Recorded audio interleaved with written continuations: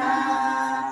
Ani nga ko bumbutiin, ito ay utos sa amin ng maestro'y may gagawin. Gayong wika ng mabatid, ang may-ari umibig. Di na binuka ang bibig sapagkat kita at ibig nitong Diyos na marikit. Umayain pinakuha ni Jesus yaong huminta. Kung siya ay papasok na sa Jerusalem, na sadya sasakyanin yan talaga. Ito'y salaming malinaw, nasukat panganinuhan ng mga anak ni Adan, at siyang dapat tularan ng mga palalong asal. Ang unang sulat ay taa, eri naman ikalawa. Ikatlo'y isa pang aaili, ikapat na letra aral sa ating lahat na. Taong lubhang alisaga, mataas magmunukala. Ang palalo kong magbika, ilipin mong matiyaga, lahat mong litis na gawa. Itong Diyos na totoo, kung makasawang tao, nagpakamura sa mundo, pangaral lamang sa tao, at nang ikaw ay matuto. Ang lahat niyang doktrina, milagro't pag-aanyaya, sa mundo'y ipinakita ng iyong maalala, ang totoo niyang sinta. Ngunit ikaw nasuwain, wala munti mang panindig. Ang parati mong hangatin, ang sala at gawang linsin, siya mong minamagaling. Di ka na nagdalang awa sa tao na iyong kapwa. Ang gawa mo'y pawang daya, magbintang, mag-upasala, mangusap, mag-wika-wika. Manumpa at manungayaw, bilang katampalasanan. Sa bibig mo ay mumukal, wala kang takot, munti man sa Diyos na poong mahal. Kung pumula at manuya ka, nagwawala kang kapara. Ngunit di mo nakikita at di mo naalaala, kalupitan mong lahat na. Ano ba at pawang lihim, ang lahat mong pag-iisip. Linlang at hindi matuwid, kung yao'y di mo inamis, anong iyang masasakit. Ang katampatan mong gawin, Kristiyanong nagugupiling. Ngayoy ating salubungin si Jesus na maawain, papasok sa Jerusalem. Tingi at nagpakababa, bago'y Diyos na dakila. Hari ng langit at lupa, lupa puno na may monukala ng lahat niyang ginawa. Nagparang dukha at mura, salat sa tingin ng mata. Sumasakay sa humenta, bago'y lubos na kaniya ang kayaman ng lahat na. Ito'y kaya tawa naman nang siya'y ating tularan. Magpakababa ng masaliwak ang kapaluban, puno ng gilang kasamaan. Ngunit at bago lumakad, tayo muna ay magmalas at pag-isiping banayad mga sabit na kasulat-hula ng mga propetas. Ang sa mga unang pantas na masisiling propetas, sila'y nagsabit sumulat ng kamatayan at hirap ng pariritong Mesiyas. Sa Salmos na ikalawa ni David bunying propeta, Mesiyas na mapaninta, pariritong walang sala, kusang magpapakamura. Sinabi niya tinuran ang buong kapangyarihan. Sampu ng kaparusahan sa sinumang sumalalang ng kaniyang kautusan. Sinaysay ang madlang hirap na darating ng Mesiyas. Darapin ang mararahas at tataliang di makaariing isang usla. Ano pa at ibinitik sa buong Salmos ni David, ang buhay na masasakit, hirap at magdang pasakit, niyong berbong mapagdiin. Ang propeta si Mikeyas,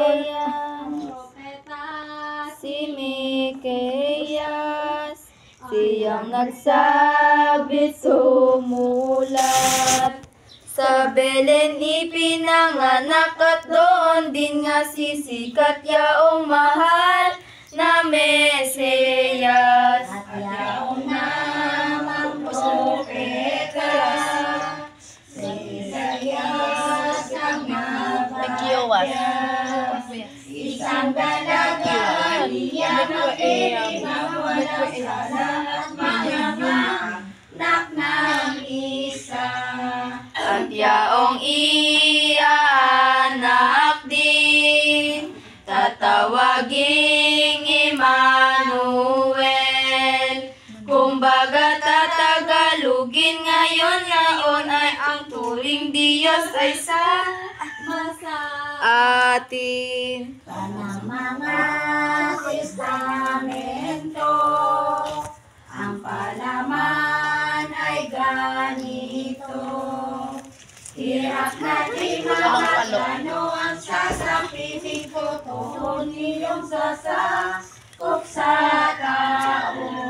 Ang wika pa at pahayag na kung dakpin ang Mesiyas, at sa takot ng alagad tatakbot magsisiilag, magpapabayat duruwag.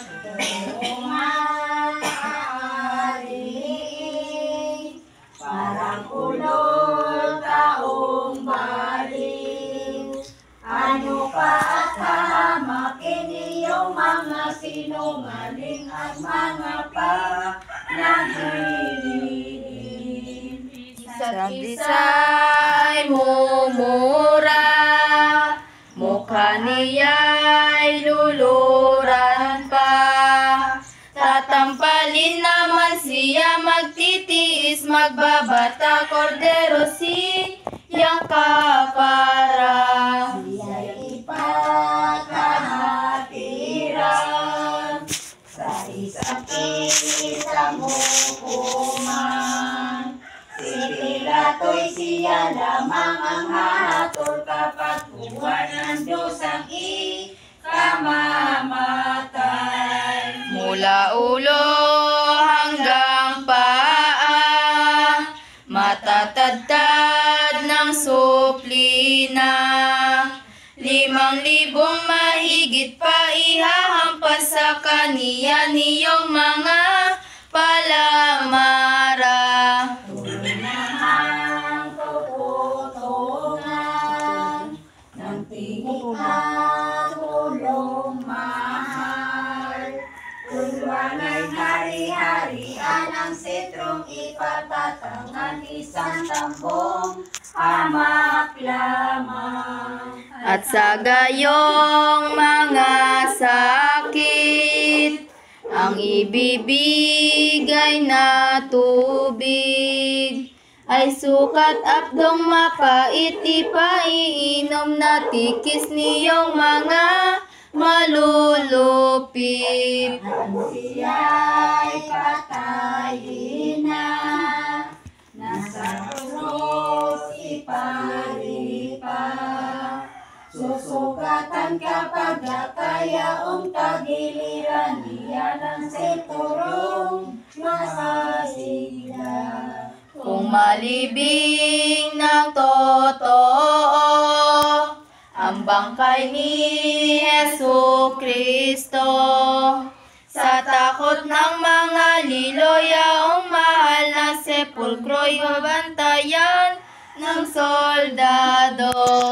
Ngunit agad mabubuhay pag gusto ng 3 araw.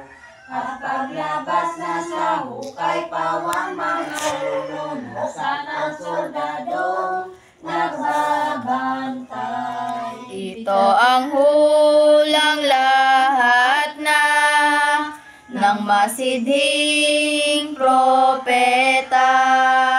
Ang sakit at madlang dusa titiising para ng ikalawang persona.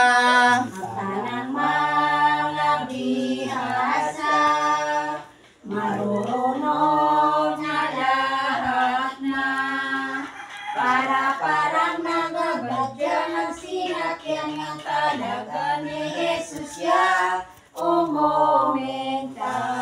Ang palagit ng dumating sa pinto ng Jerusalem, si Jesus ay umibis din at sumakay namang tambing sa humentin yaang turing. Pagkatyaong momentelya, na anak ng iyong huminta, batang hindi makakaya, kaya ay sinakyang unan ni Jesus ya umangina.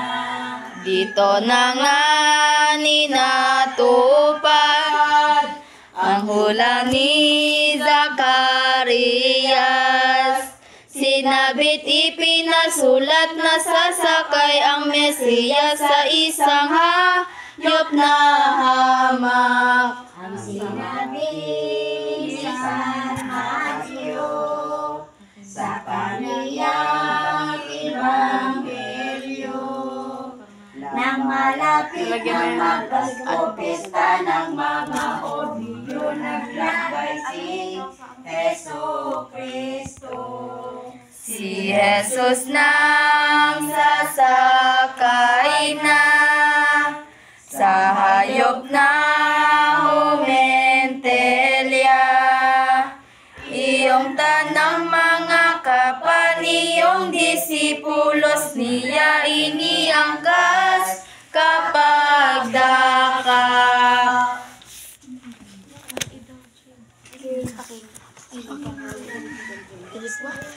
Panalangin.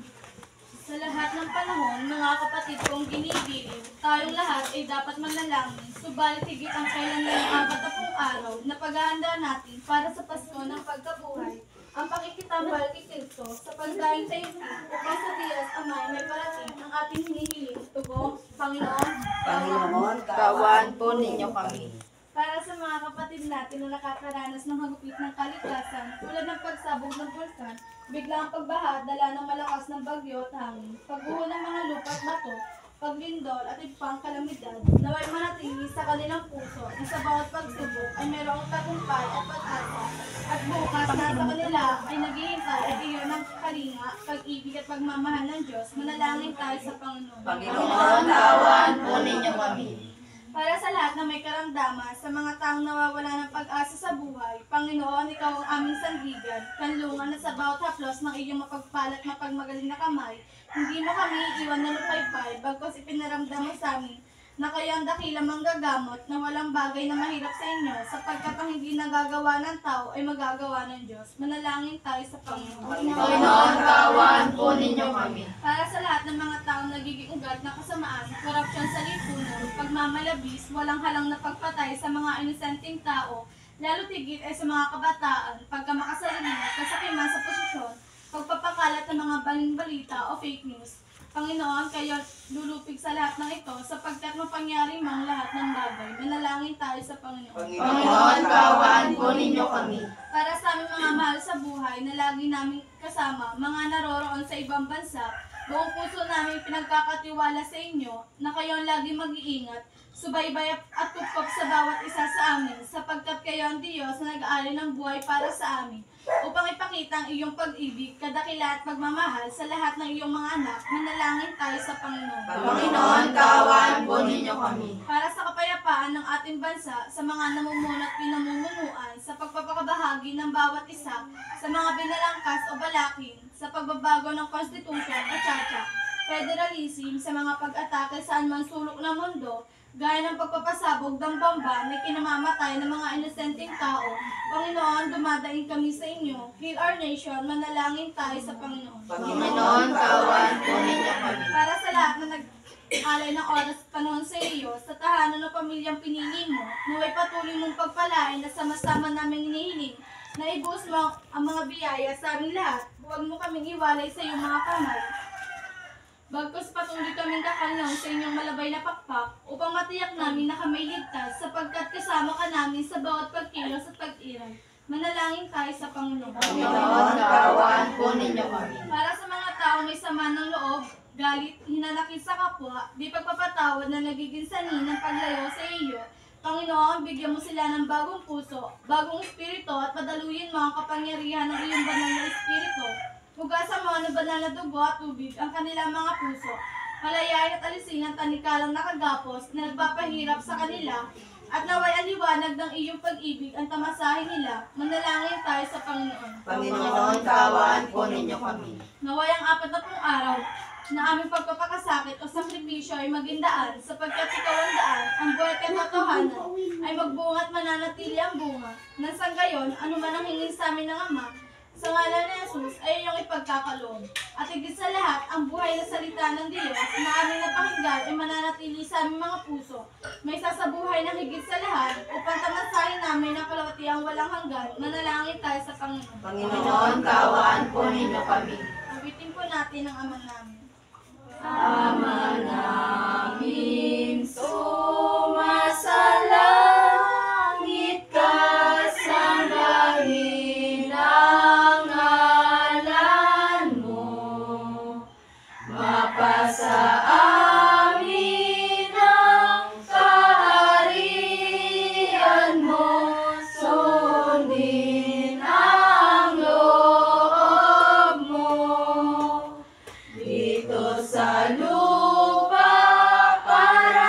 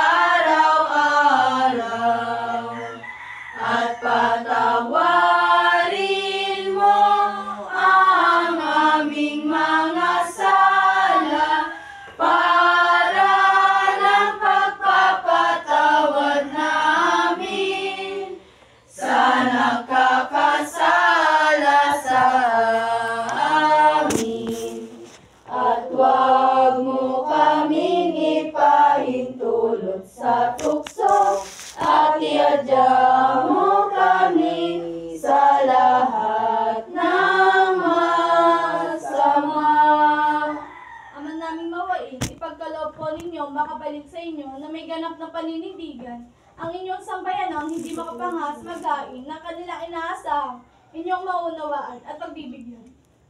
Hinihiling po namin ito sa pamamagitan ni Jesucristo na nabubuhat na gahari kasama ninyo at ng Espiritu Santo, magpasawalang hanggan. Amen. Ito po natin ang ating paningin kay Kristo at muli po natin siyang katagpuin ngayong oras na ito at ang kamay ng Diyos ay kikilos. Sa ngalan ng Ama, ng Anak, ng Espiritu Santo. Amen.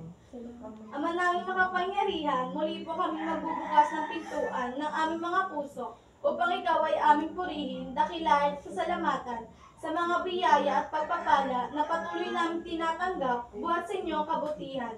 Sa biyaya ng buhay, lakas, pamilya, kaibigan, pananampalataya, o hanap buhay, at sa lahat ng aming kinabubuhay. At lalo tigit ay sa biyaya ng mabuting balita na sa amin nagsisilbing liwanag ng aming buhay. Kaya Ama, tumayan mo ang puso ng iyong mga anak at ang papuri at pasasalamat ay binabalik namin sa iyo sa ngalan ni Jesus. Kaya naman kami lumalapit, Panginoon, sapagkat sa inyo kami nakakatagpo ng ginhawa.